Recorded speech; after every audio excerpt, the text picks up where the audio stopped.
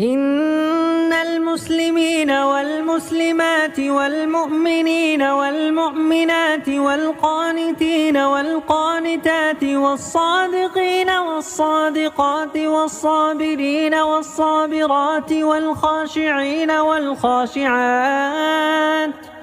والخاشعين والخاشعات والمتصدقين والمتصدقات والصائمين